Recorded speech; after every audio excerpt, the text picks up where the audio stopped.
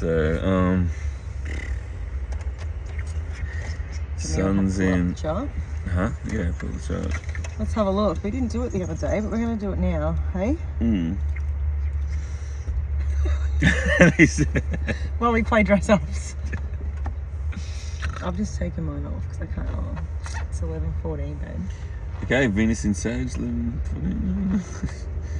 Mercury Scorpio, 19 degree. This is obviously not now, but just the general. 26th of October, current chart. 4:41 p.m. But it's in a few hours. Sure. Yeah, but right. Yeah. Okay, but still. Okay. Sun 3 degrees Scorpio. Oh, that's nice. Pluto and part of Fortune. Late degrees Capricorn. Saturn Pisces 13 degrees. Neptune 27 degrees. Retrograde. North. Pluto's sitting at 29. Yeah, that's kind of fucked up. But good. Yeah. Just moving forward. Getting out of there. Mars in Cancer's making its way through. It's going to retrograde soon, isn't it? Wait, this is yesterday, yo. 26. Well, it says current, darling. Oh. No, it's current. Here we go. Restart. So it's 4 degrees. Where are we? The moon, 4 degrees Virgo. No, the sun. Oh, the sun, sorry. 4 degrees Scorpio. And 4 degrees. The moon's also 4 degrees. Look. Yeah. Yep. So what would that relationship be? Scorpio to Virgo? So it's separated by what, 30 60 degrees? No, 30. No, it's not. It's Yeah. separated by 60, not 30. If it was 30, it'd be in the next house. Oh, sorry, 60, yep. 60 degrees Yeah. is a what? So there's how many 60s in 360? So it's a what? A 12? No. Sorry, Sextile. 6. So sextile? Yeah. Which is nice.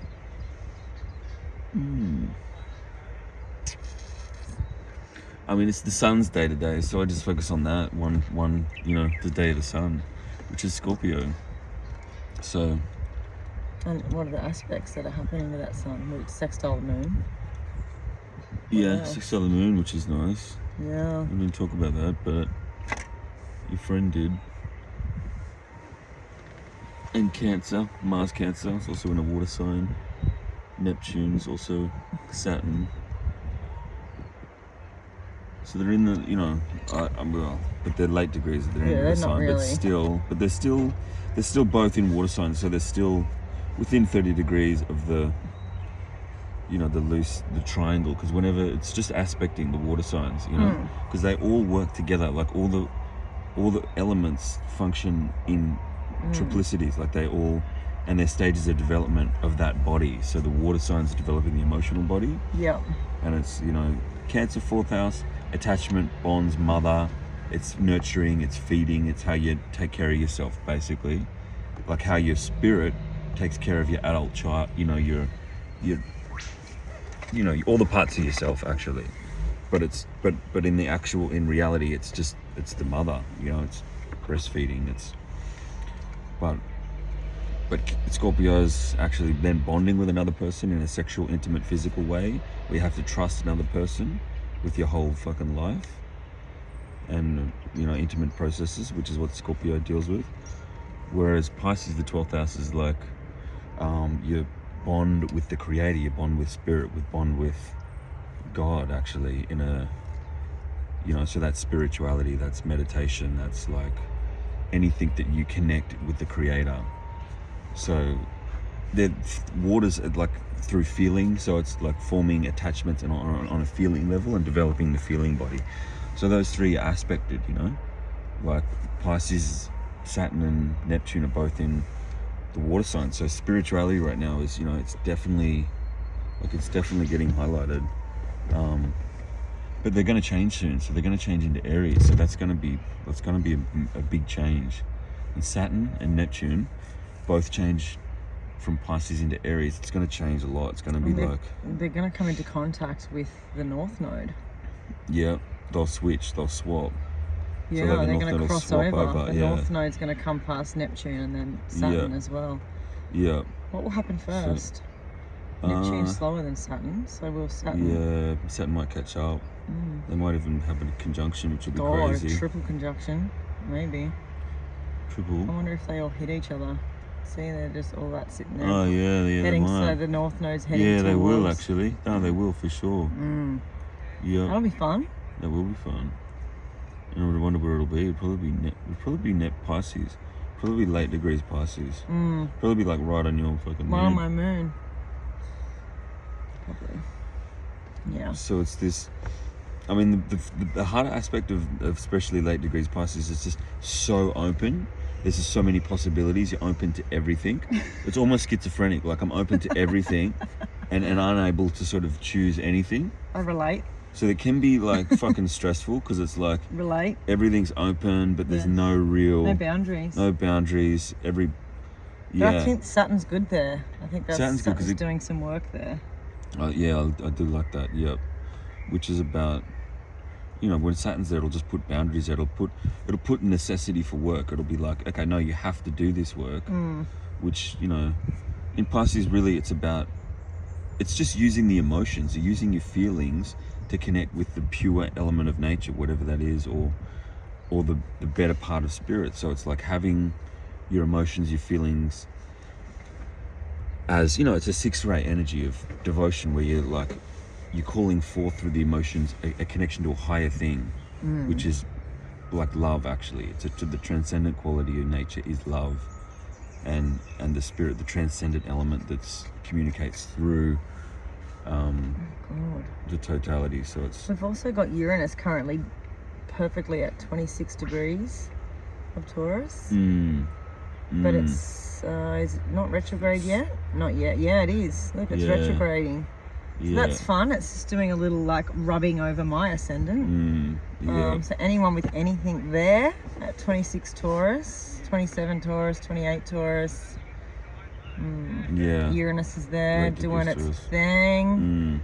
Has been for a while. So No, for a while. Yeah, Mercury's in Sag, yeah, which is what I have natally. natally. Yep, and your Venus too.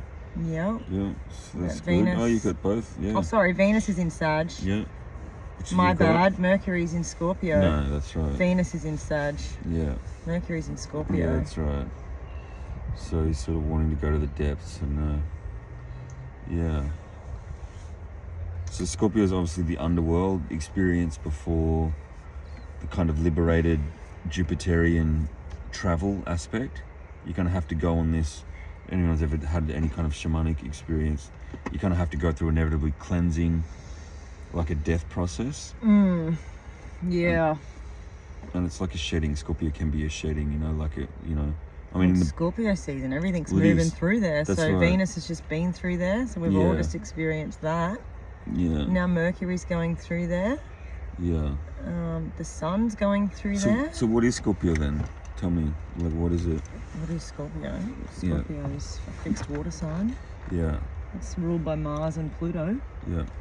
So it's got What is it in the body? Like, what is it? it's related to the ejaculatory functions, as you Yeah. would say. Yeah, So sex, ejaculation, ovulation, ovulation. Yeah, which is any like bleeding for yeah, women. bleeding. So when yeah, you're bleeding, you tune into that Scorpio cycle. that's The right. energy gets low. blood. So Blood. Mars, blood. Yeah. So like battles, like a warrior type. And it is. It's Can- like it yeah. can be like a battle. It is, but That it's an Scorpio internal energy. one. It's an internal one. It's not necessarily you battling Well, externally. it's a water sign, so water Yeah. tends to be your It is, emotions. It's that's an right. emotional. It's not like Yeah. a fire sign that's quite external Yeah, and that's right. energetic, like Exactly. Sag or Gemini or Leo. Yeah. You'd think Scorpio, Pisces, and what, Cancer? Yeah. So it's an internal battle, They're isn't it? totally different vibe, Yeah, aren't and they? a shedding. It's not a adding to, isn't it? Like a letting go. And it's a scorpion. You know, like you Mm. think of the scorpion. Just think of the imagery and the archetypes. You know, a scorpion will, it'll hide out, you know. They're not just running around everywhere, like they're there and But they can bite themselves. they can bite They themselves. often bite themselves. Yeah. And Scorpio does that. It's like they shoot them because they want to go on the journey. They want to. They It's not even like- unconsciously want to go down. Yeah. But it's a virtue. It's like I'd rather hurt myself than hurt you. You know, because I want to go on that journey. I actually want to die because I want to liberate I myself. want to transform, which Yeah, I is want the to transform. Plutonian That's thing, right.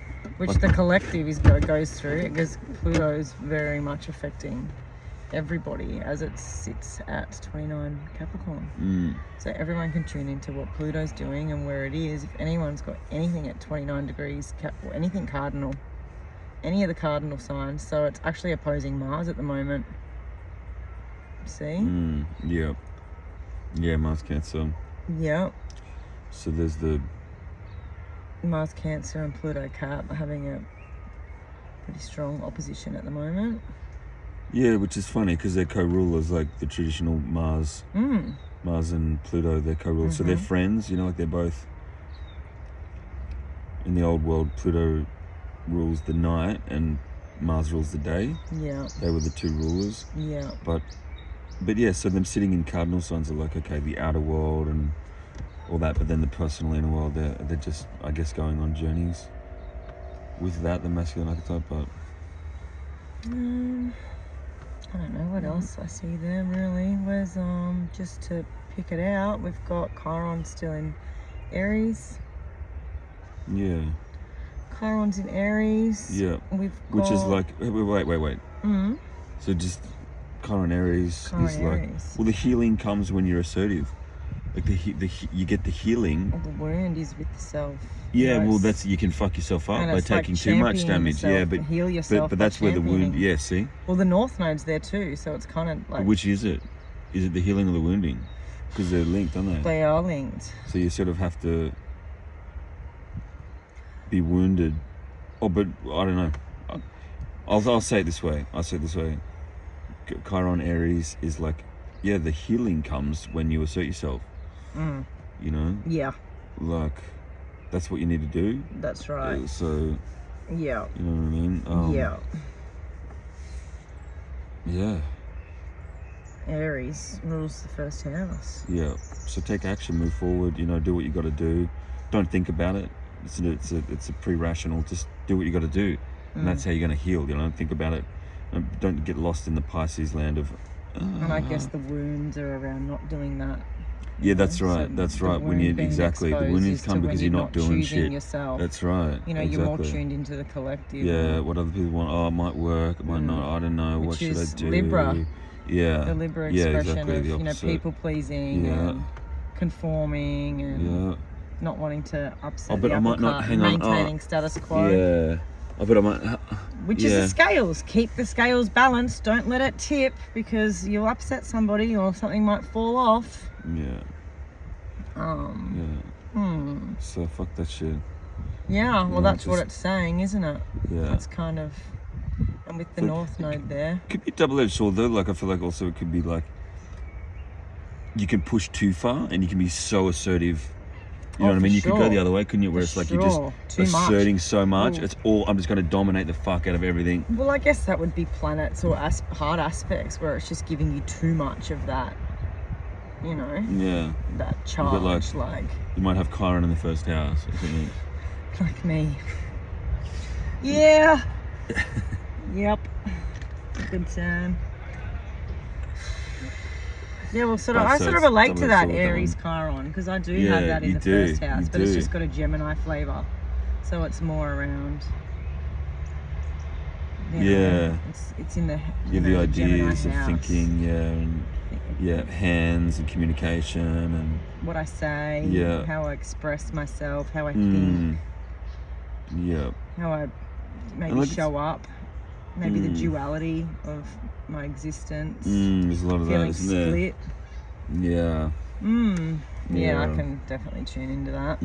But whereas mine's in the 12th, and I'm like, I get it, you know, but it's also doubly wounding to be like, I just love being in the nebulous, non-factual place of the imagination I just love staying in the potential of the infinite. That I probably stay too much there. Yeah. And then and then I get I just can't deal when people are. I'm like, no, I can't. But you know what I mean. The world doesn't work like that. So being in the 12th house would then 6th house sort of stuff remedy that, like the opposite house. Yeah. Or the next house. Yeah, it would definitely help it, but yeah. Yeah. I don't think it's bad because I think Chiron's its own thing. I think we really need to Chiron's its whole. You could just go down such a big rabbit hole with Chiron, couldn't you? Yeah, you could. It's such an important placement. It is a big one. It is a big one. I feel like the nodes and Chiron, like get to know the personal planets, but I also think just tuning into the nodes and Chiron. Yeah. I think everyone definitely should know their natal Chiron and nodes and just follow that. Yeah, for sure. You do need to tune into that. It's a big one. Yeah. Yeah, because it's like a bridge. You know, Chiron is bridges. Yeah, we have Virgo moon. It's your time. It's my time. It's going to be soon. Felt it. Lilith's in Libra still. Yeah, you're feeling it. You're feeling your special little time. Yeah. Because I get tired. Do you? I get tired and then I'm like, oh. Because your spirit's calling you to go in and internalize and tune into it. And just get your fully stop. Seed. Yeah, you got to get, you know. You do. And you just have to kick back and it's a full let go and be receptive. Like it's a full, because you can't be receptive when you're out doing shit. Yeah. You know, you've got to literally stop everything. And then, you can feel that charge. It does. And it happens every month. When the moon's in your sign. Because you're like, can you feel it? And I'm like, what am I supposed to feel? But yeah, I don't know. I don't really. I can definitely pick up on the different energies, but. You do you have a very busy, active, doing stuff all the time. I do. Life that you find it hard to stop. I do. The only way you stop is at the end of the day when you fucking fall into the bed. Fall. Yeah. Fuck, I know. Jupiter Gemini. Jupiter's retrograding, which we've talked about. I actually wrote that up, didn't I? What did it say? Can you remember? What are the words on there? The key words. Can you remember? Ego death. Ego death. Yeah. What was the other ones? Come on. You don't know everything? Something like that? Yeah. Like you don't know everything? Ego death. Yeah. Yep. Can you remember? Yeah. What other keywords were on there? It was. Don't know everything. I don't know. Ego death. Something about growth. Reassessing beliefs. Yeah. Like what are your belief systems? Yeah. Yeah, growth, limiting beliefs, reassessing. You know what I mean? Like you have these limiting things that you have. Yeah. So that's like retrogrades. They're just a great opportunity to review. Well, Jupiter's such a big energy too. So. Especially in your chart.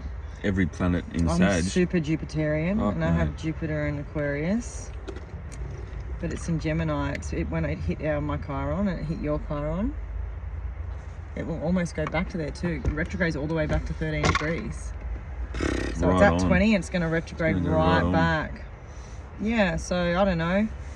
Yeah, that's a point in everyone's chart at the moment because Jupiter's there, you know. So anything in Gemini between 21 and 13 degrees, I think, between 22, 21 and 13 is where Jupiter's kind of been and going back, and then we'll go back over. So it's doing some work. And what happens with retrogrades? What happens? Well, it's just slowing down. It's like almost like it's more of an introspective time. So I think forward moving energy is like charging on, and a retrograde energy it's like more of a standstill. It's like a reassessment. It's like it gives you an opportunity to so I just think of the word, you know, redo, rethink, rewrite, reevaluate. Reevaluate, all those words. So so you're getting a break from the usual forward motion. That's right. The planet is going, okay, I'm having a holiday. You're not getting any of me. Well, you are, but my energy is just going to chill for a bit. It's back the fuck off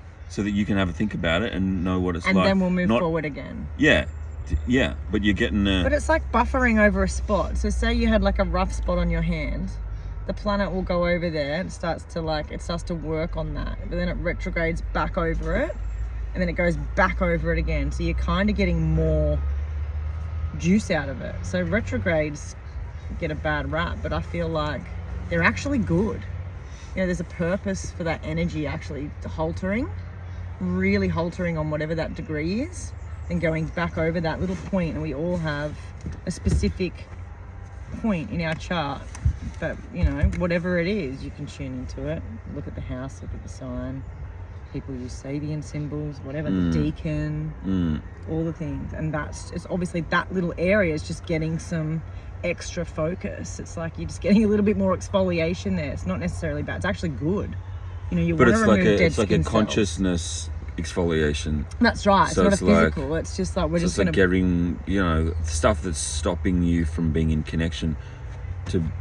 That's what it's, you know, it's cleansing you of being in your most connected thing. Yeah. Isn't it? Yeah, well, retrogrades get a bad rap. Oh, retrograde. And it's true. They can be frustrating as all shit. Like Mercury going retrograde, you just know it. You're just like...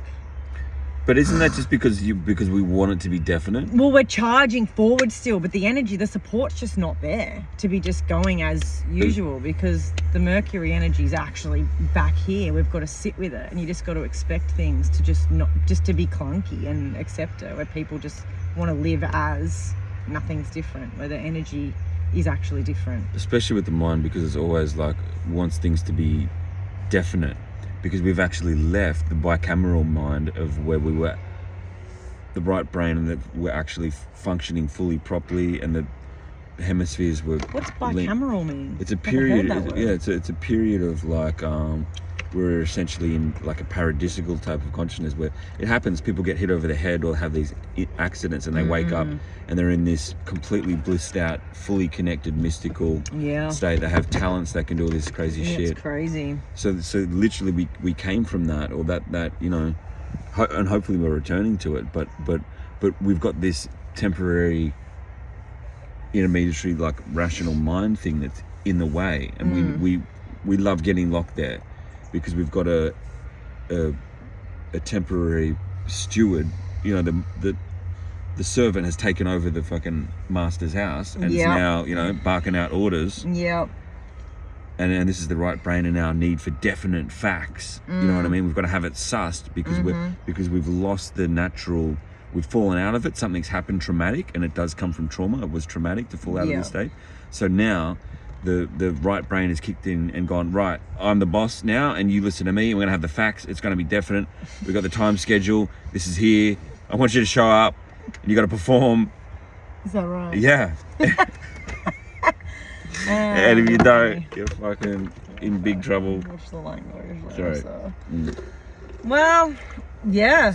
And it's interesting. Like, I don't know. I just feel like for anyone that doesn't even think this shit is real, like, just tune into Pluto and Capricorn, because you watch like the shit that goes down globally, collectively. Even it'll be in your personal. It'll be everywhere. There's going to be a big shift in energy in what, middle of November? What is it, your career? Because it's Capricorn, so what is it? Capricorn. Oh, when it shifts to Aquarius, yeah. Well, it's going to shift to Aquarius, so that's like a totally different energy. It's all this AI shit. It's Elon going, as soon as Pluto moved back forward, so it's been retrograde, the day it's stationed direct, Elon Musk announced that he's got robots to come and help you. Like, that is the most... You know, it's just heading towards that energy. Like, that's super Pluto and Aquarius. But what is it on a personal level of like freedom? Like, I just can't. You just can't be forced into shit I don't want to do. It's systems, do it's institutions. It's the breakdown of institutions. So I guess it's banking, it's government, it's, you know, it's just like. But what is it on a personal level? Yeah. On a personal level. Capricorn on a Capricorn I have to Aquarius. No, but in a personal level. Yeah, it's like that voice in your head. Duty. I have to. I have to. Yeah. I have to. Whereas, well, do like, you? I'm choosing, do you really have that? I don't. Maybe you don't. Maybe you just need to be fucking free have and do what feels good. Yeah. And because the 11th house, Aquarius, you think about it. That's right. It's this very open, like it's the best house because it's like the sun's. Because it's going up towards the 10th house. Yeah. And it's my Aries house. Yeah. So it's a beautiful, like, it's just like that. It's going up to its pinnacle, so it's like there's a lot of awesome shit there. I just think, you know, the next couple of years, like this beginning of Pluto in Aquarius, shit is gonna shake up, you know, and it'll just be, a lot of people will be thinking, what the hell is happening? But, you know, and there'll be another lot of people that are like, this was always gonna happen, you know, it's finally happening. Yeah. And I think those people are going to be less surprised. Yeah. I mean, you look at the COVID madness, all that went on. That was Pluto Capricorn. It was all predicted. So, but I think that just shook people, or shook the whole... It did. The facade of it all. Yeah. And now I think maybe it'll just be like, okay, well, now there's solutions to it. You know what I mean? That's I feel like that's going to be... You actually don't have to conform. Yeah. You don't have to get the jab. You're actually not going to lose your job. Like, how many people... Like, I know someone people who... want to fucking want to lose their jobs. Had to get the jab, didn't, lost her job, and then she went into a new role, and now they're like, oh, no, it doesn't matter now. Like, you can, like... People, you know, like, it's just... Doesn't even make sense. So silly. Yeah. Anyway. But... Anywho. So, who knows? Who knows what it's going to be, but hopefully more freedom, right? Yeah, I think more so, freedom. but... I just think you got to choose it, because if you want... It might feel like chaotic energy to some. And it does. I feel like that's what... secure and happy in their little box and their little robotic existence, where it's everything might just be... Like, what if the economy falls apart? People depend on that shit. You know, like, what are they going to do? What if the United States doesn't be united anymore? What if this election, it does just get blown apart by this Pluto transit? They're having their Pluto return. Like, it's just, then what? You know, some people are just going to be like, fuck yeah. Well, others are just going to be like, yeah, I don't fucking know. Yeah. This butterfly. Right. The monarch. You see it? Oh yeah, I've seen it before. No, it's on that thing over there.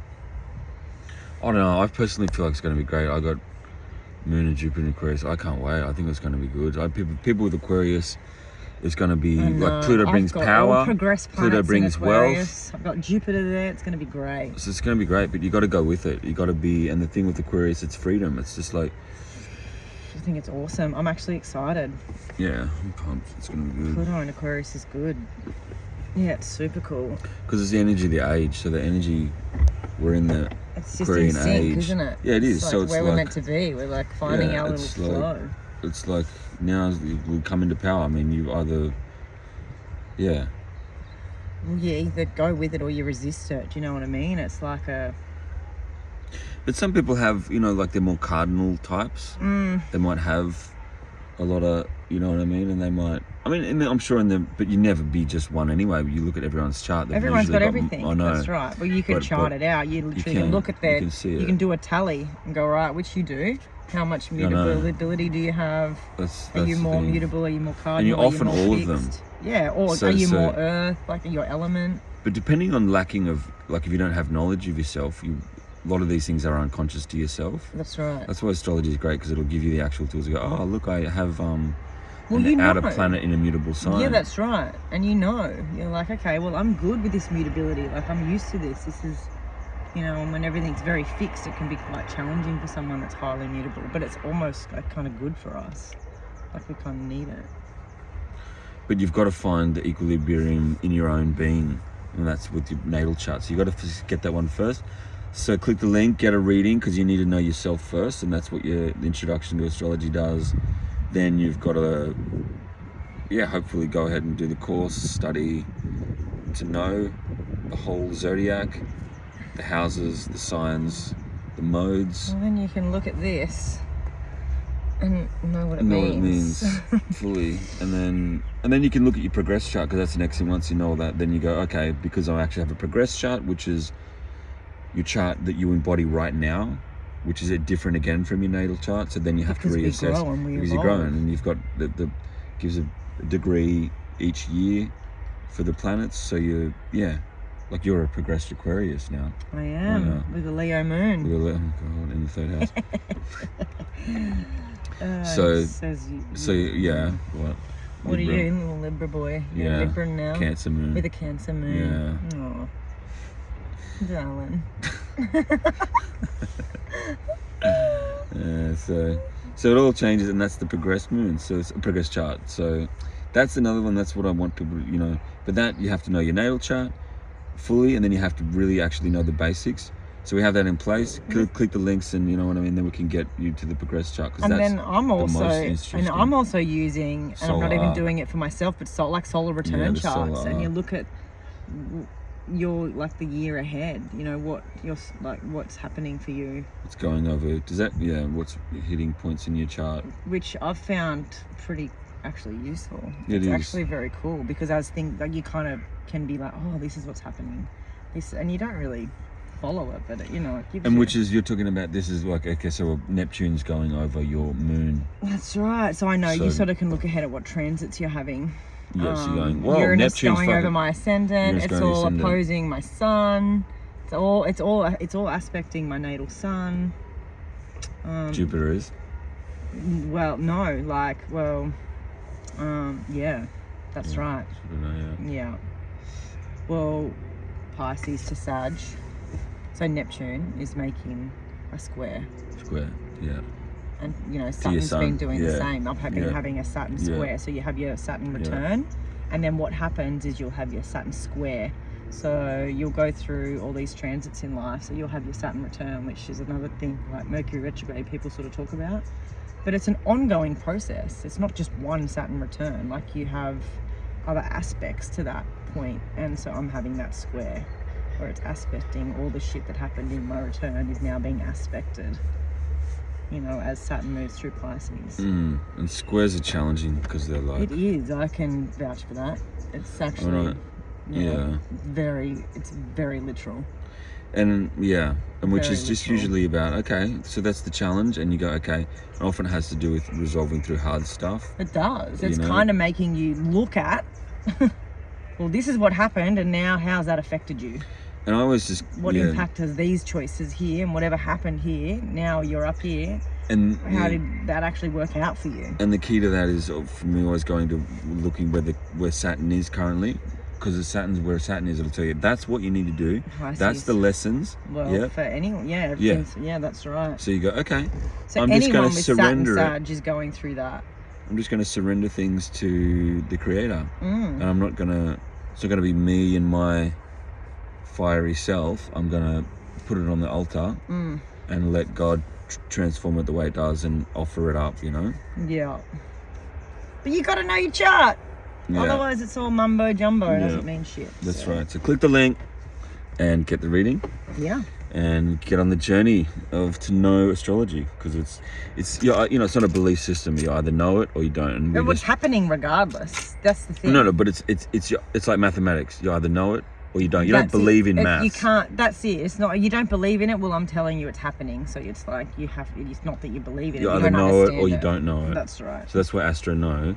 Is so you know. You need to. Well, you don't need to, but trust me, it's better if you do. Well, you do if you want to not. If you want to not be ignorant of reality. That's right. I'll be at the hands. You know, be unconscious. Yeah, that's what it is. I want to be ignorant. And it doesn't even mean like you still go through shit. It's not like all of a sudden you're like, oh, my life's perfect. I can predict everything, and it's not that at all. It's just things don't.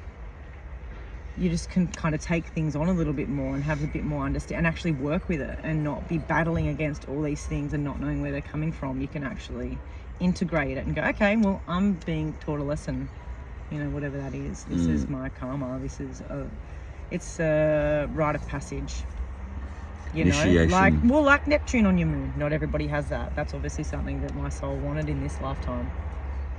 Uranus on your ascendant, whatever. Everyone has their own unique little transits. Like not everyone will have that. Some will have, you know, Neptune opposing their moon. Maybe you have a moon in Virgo. You're getting worked, girl. Yeah. Well, lots of people are. They just maybe either know it or they don't know it. So you want to know. You want to know the Astro. Astro, no. See? Perfect.